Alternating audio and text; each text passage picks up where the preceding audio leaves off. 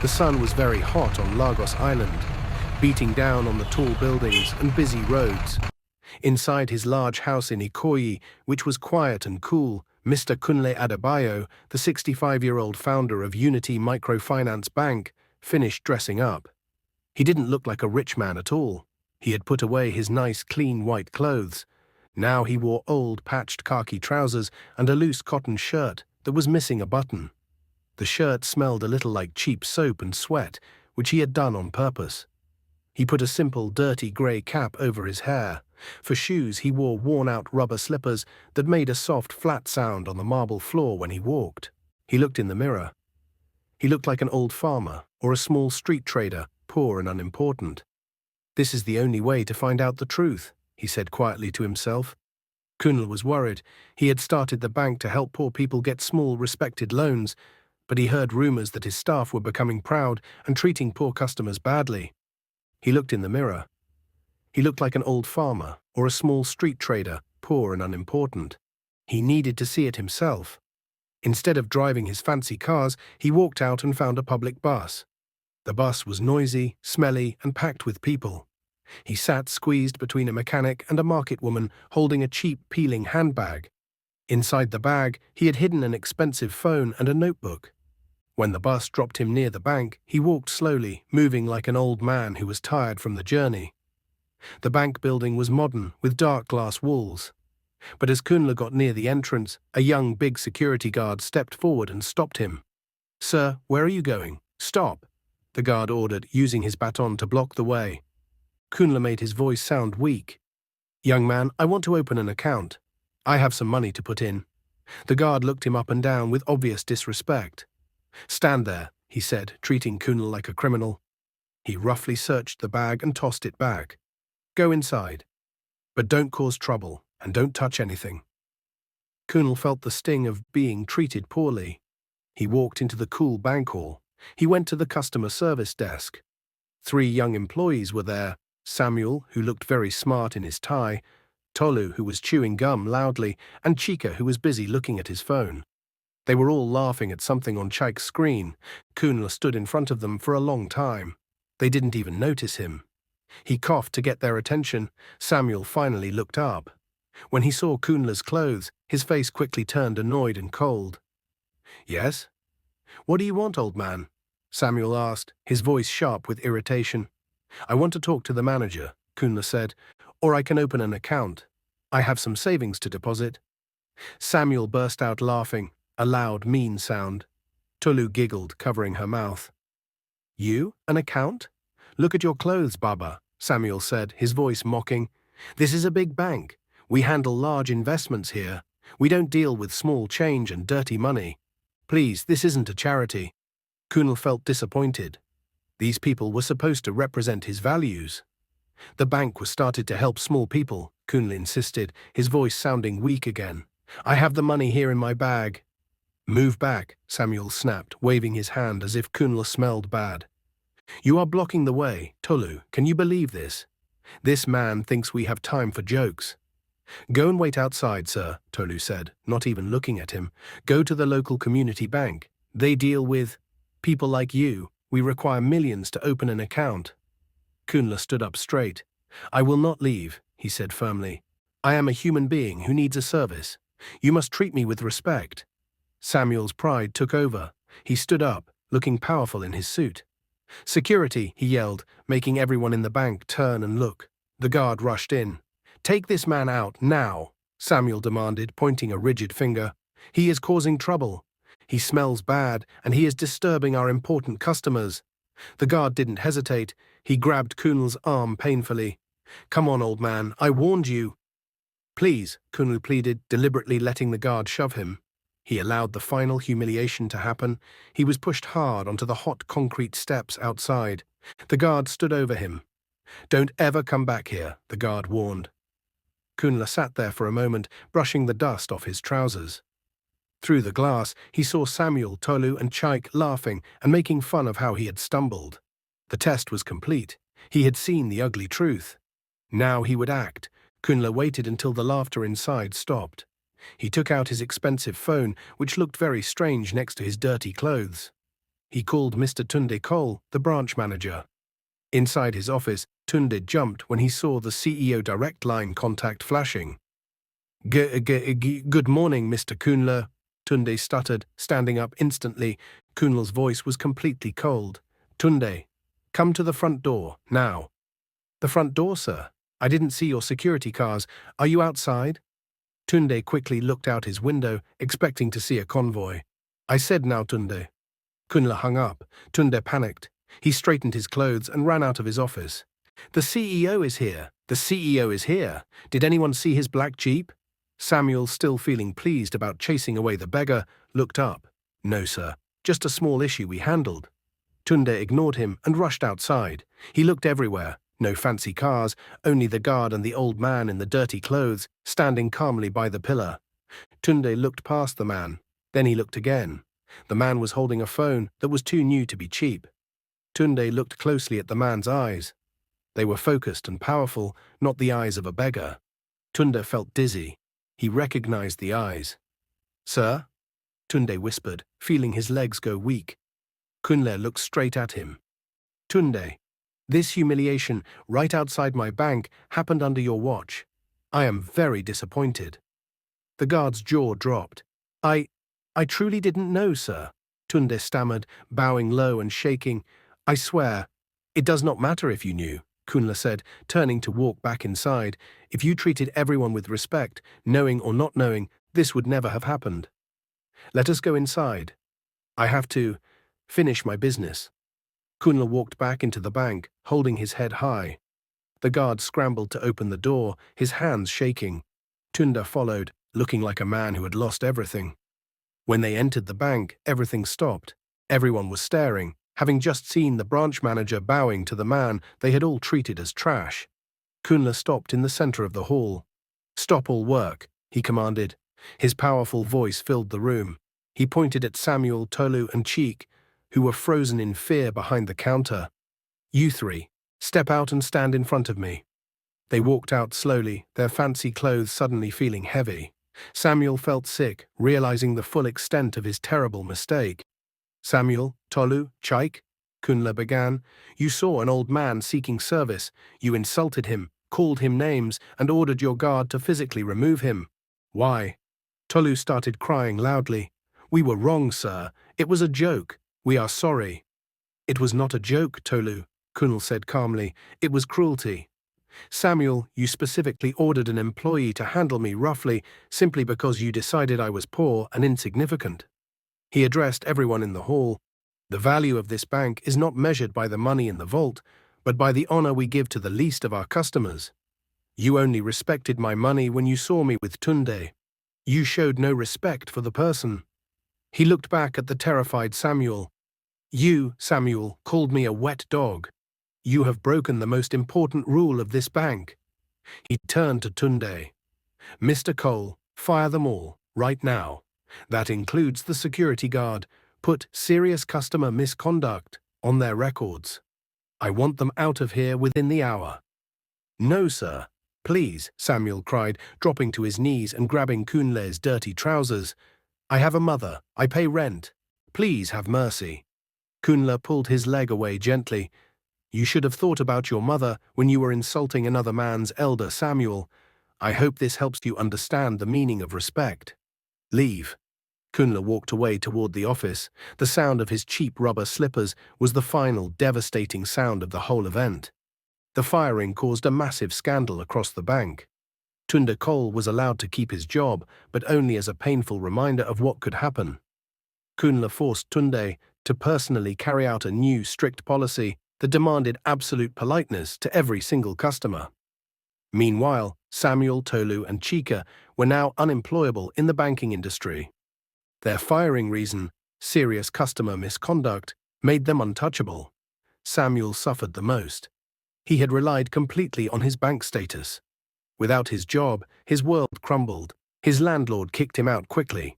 He had to sell his watch and sound system to pay for a tiny, shared room in a rundown area called Ikorodu, far outside the city center. He was completely alone. His friends disappeared, proving they were only friends with his job title. Samuel realized his life had been fake. built only on the status of his fancy suit. Now, without the suit, he was nobody. The only work Samuel could find was at a construction site. The labor was heavy, dirty, and painful.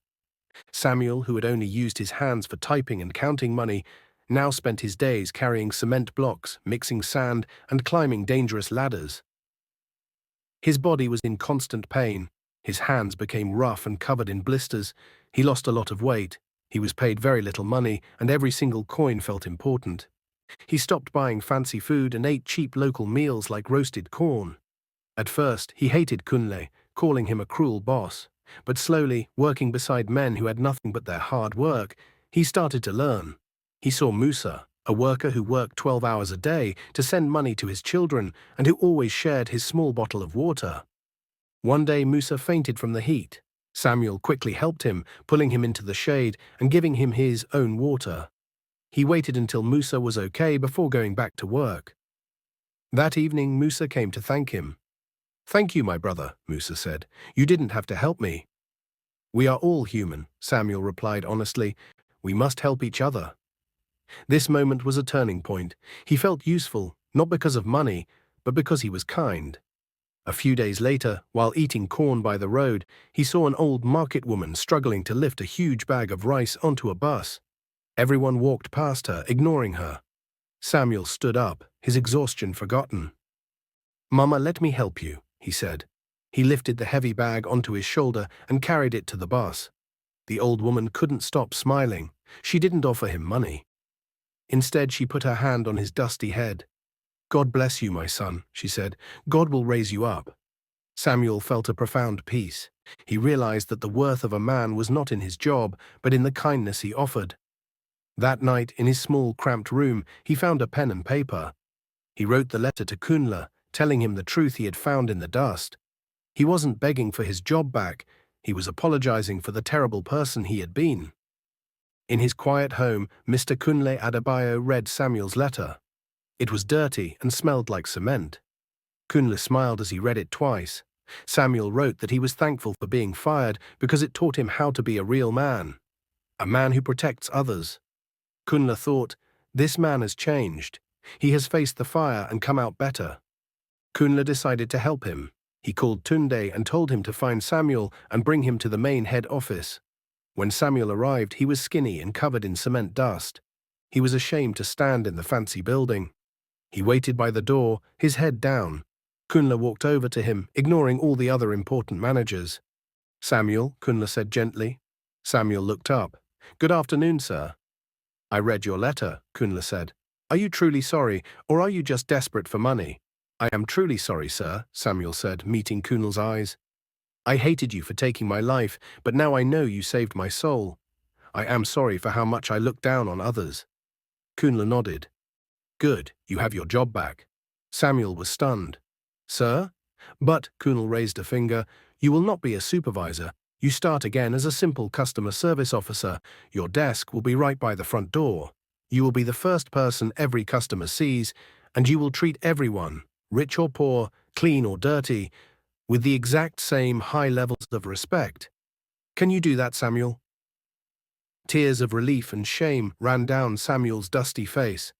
"Sir, I promise. I will greet everyone. Thank you. Thank you." Samuel became the best greeter the bank had ever seen. He had traded his proud suit for a genuine smile. He made sure everyone felt important. He rushed to hold the door for an old man with a cane. He helped a market woman with her heavy bags. Customers noticed the change. They started saying, "That young man at Unity Bank is an angel." One rainy afternoon, Jasmine, Kunle's daughter, came to the branch to pick up some documents. She was wearing normal clothes, just jeans and a jacket. She slipped on the wet floor and dropped her papers everywhere. Before she could move, Samuel was on the ground. He knelt on the wet floor, not caring about his clothes, and quickly gathered her papers. "Are you hurt, Ma?" he asked, looking at her with real concern. He wiped a folder with his own handkerchief before giving them back. "I'm fine, thank you," Jasmine said, surprised by his simple, immediate kindness. "Please walk carefully," Samuel said, walking her to the manager's office. Jasmine went into the office, but she kept thinking about the humble man at the door. He was kind when he thought she was nobody. At a staff dinner Kunle held at his big house, Samuel was very nervous. He walked into the living room and saw Jasmine. He stopped dead. "You are the lady who fell?" he asked. Jasmine smiled. "And you are the gentleman who saved my important papers." "My name is Jasmine." "I am Samuel." "I know," she said quietly. "I am Kunle's daughter." Samuel was shocked, realizing he had helped the owner's daughter as if she were a simple market customer. "I honestly didn't know." "That's the point," Jasmine said, smiling wider. "That's why I wanted to talk to you." They spent the evening talking for hours. Samuel bravely told her everything about his past, his arrogance, the firing, the pain of working construction, and the shame he felt. He hid nothing. Jasmine listened. She was tired of rich men bragging about their money. She loved that Samuel spoke only of his growth and change. "Most men I meet talk about their fast cars," Jasmine said to him. "You talk about the importance of sharing a bottle of water. That is what I want in life." Their love grew slowly and honestly. They spent time together, talking more than spending money. Samuel took her to simple local restaurants, not fancy ones. One evening, at a small local food spot, Samuel held her hand. "I don't have a lot of money, Jasmine. My life is built on second chances and hard work. But I promise you this, I will always be honest, and I will always respect you more than any money." Jasmine squeezed his hand. "That is the greatest gift, Samuel. That is all I need." When they told Kunle they wanted to marry, Kunle was quiet for a long moment. Samuel held his breath. Then Kunle smiled broadly. "Samuel, you were a fool when I met you. Now you are a worthy man. If my daughter loves you, then I love you. Welcome to the family." Their wedding was simple but full of joy. Samuel cried when he saw Jasmine. He looked at Kunle and nodded a silent promise to be a good man forever. For 2 years their marriage was perfect. Samuel was quickly promoted at the bank and Jasmine's business was doing well. But they faced a deep sadness. They could not have a baby. They went to doctors and prayed, but every test was negative. In their community, people started talking. Most people blamed Jasmine. Samuel watched his strong wife become sad and withdrawn. He felt helpless. One night, Samuel found Jasmine crying alone in the bathroom. "I'm sorry, Samuel," she sobbed. "I can't give you a child. I feel like a failure." Samuel sat on the cold floor and held her tightly. "Don't say that," he whispered. "Jasmine, look at me. Your father gave me a new life, and you gave me love. We are a family, just the two of us. You are everything to me. We are whole." "But people are saying bad things," she said. "Let them talk," Samuel said firmly. "I used to care what people thought. Now I only care about us. Our love is our private place, and we are safe here." Kunle saw their pain and offered comfort, never pressure. To escape the stress, Samuel booked a trip for them to Calabar. They just wanted to relax and forget about doctors. On the last morning of the trip, Jasmine suddenly felt sick at breakfast. The smell of fried food made her feel ill. Samuel felt a flash of hope, but pushed it away. They flew back to Lagos and went to the doctor, expecting the usual bad news. The doctor came out smiling brightly. "Congratulations, Mr. Samuel. You are going to be a father. Everything looks perfect." Samuel felt his body go limp. He slowly slid down the wall until he was sitting on the floor, weeping with pure gratitude. He wasn't crying because of pride, he was crying because of a great miracle. When they told Kunle, he broke a glass of water, but didn't care. He hugged Samuel tightly. "God is good," he repeated. The baby, a beautiful girl, was born on a Sunday morning. They named her Kunle Grace, to honor her grandfather and the miracle of her birth. At the baby's dedication party, Mr. Kunle sat holding his granddaughter. Samuel stood watching them. He looked at his happy wife and the beautiful surroundings. He remembered that terrible day at the bank when he mocked the man in dirty clothes. He walked over to Kunle. "Daddy," he said softly. Kunle looked up, rocking the baby gently. "Yes, my son?" "Thank you for firing me," Samuel said, his voice full of feeling. Kunle laughed softly. "I didn't fire you to destroy you, Samuel. I fired you to fix you. I broke your pride so you could be built again." He handed the baby to Samuel. Samuel looked into his daughter's face. "I promise her," Samuel said to Kunle. "I will teach her that you must respect everyone, no matter how small or poor they look." Kunle smiled. The story that started with dirty rags had ended with a clean heart. That was the most valuable thing of all. 3 years later, Samuel was promoted to the head of branch operations for the entire mainland area. This was a surprise to many top managers who thought he was too junior. But Kunle knew Samuel's good character was more important than anything else. In his new role, Samuel immediately created a training program called the Rags Test. He made it mandatory. The training focused on how to treat customers who looked poor or complicated. At one meeting, a senior manager named Mr. Obi, who focused only on money, complained, "Mr. Samuel, this Rags Test is a waste of time. We are a bank. We should focus on making money, not teaching manners to our staff." Samuel stayed calm. "Mr. Obi, I disagree. We lost customers before because we lost their trust. My goal is to make every employee understand that the old woman with a bag of coins is just as important as the CEO with $1 million. Why? Because respect is the fastest way to build trust. Trust is what makes the bank strong." Samuel told them the story about an old palm oil vendor who tried to deposit a bag of mixed coins. The young teller, Ben, complained loudly about the disorganized money. Samuel had stepped in and personally helped the old woman, counting the coins himself. "That vendor," Samuel explained, "was moving her life savings. We almost chased her away. Instead, she now brings all her family's money to us because she felt respected. Respect is the key to lasting profit." Under Samuel's leadership, customer happiness went up, and the small loans department became very successful. Another 5 years passed. Kunle Grace was 8 years old. Unity Microfinance Bank was famous across the country for being honest and caring. One evening, Kunle called Samuel and Jasmine into his study. Kunle looked very old, but his eyes were bright and happy. "I have done my part," Kunle said, placing a letter on his desk. "The bank needs new blood. It needs a leader whose heart has been tested by fire." Jasmine looked nervous, but Samuel waited patiently. "Samuel," Kunle announced, his voice full of pride, "I am retiring. The board has voted, and you are the new CEO of Unity Microfinance Bank." Samuel was overcome with emotion. He hugged his father-in-law. "Sir, I don't know what to say." "Say thank you to the foolish young man you used to be," Kunle said gently, "because without that big fall, you could not stand here today. You were busy chasing money, and I gave you the chance to chase a good heart instead." When Samuel became CEO, his first major goal was to make banking easier for everyday people. He cut out the difficult rules and policies that made things confusing. Samuel started the Easy Banking Plan.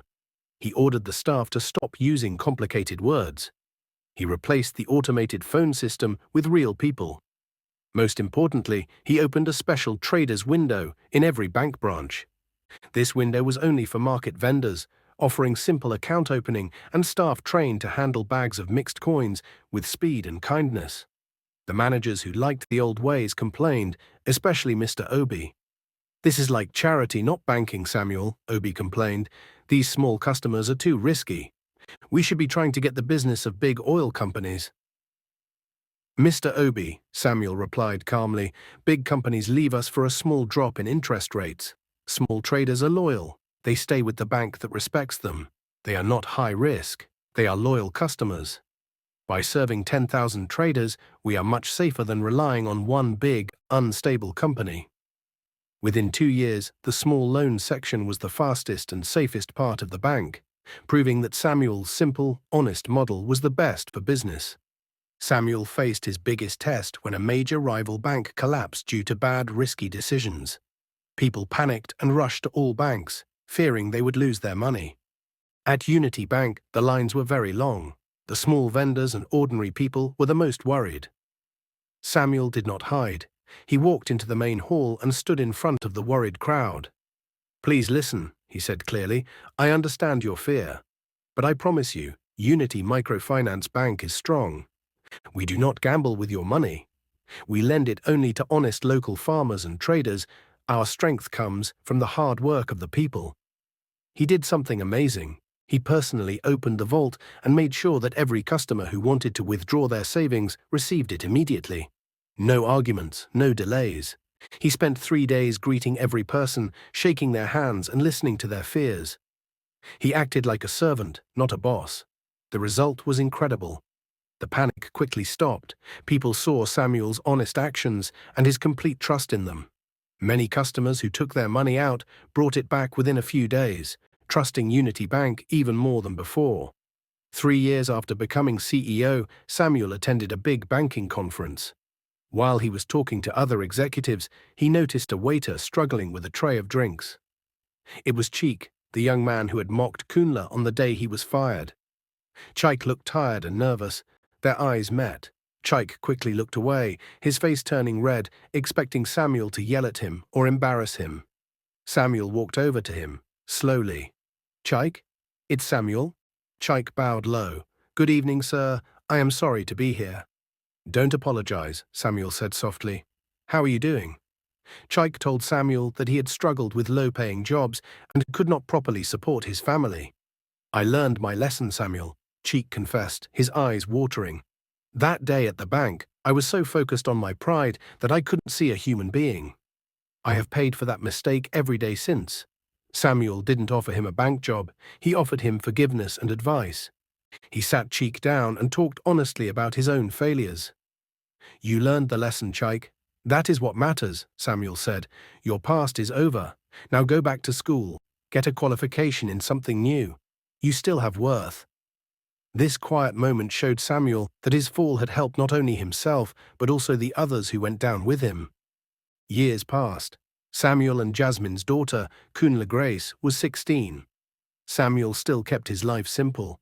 He didn't show off his wealth and spent his weekends helping teenagers learn about honesty.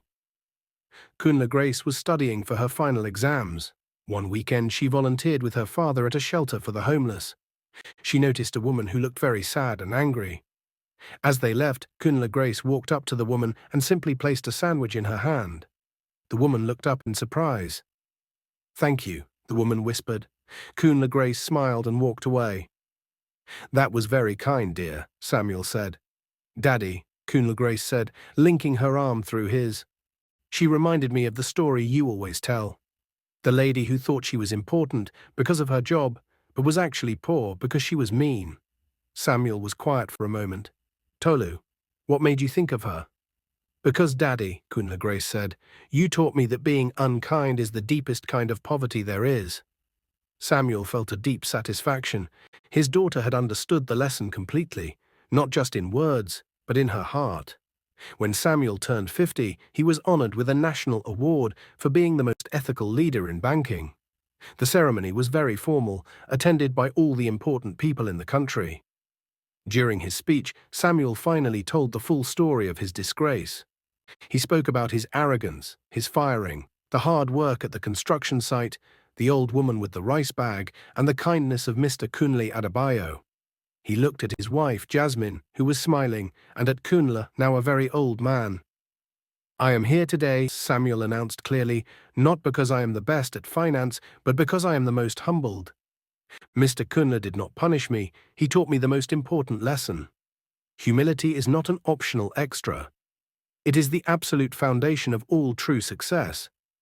If you have a good heart, you have everything. If you lack it, all your success is just an empty suit." The whole audience stood up and clapped for a long time. Many years later, Samuel retired as CEO, having trained new leaders to follow his ethical rules. He sat with Kunle, who was very old and weak now, on the porch of the Ikoyi house, watching the sun go down over Lagos. "You built a wonderful legacy, Samuel," Kunle said softly. "The bank is known as the kindest in the country." "It is your legacy, Daddy," Samuel corrected him.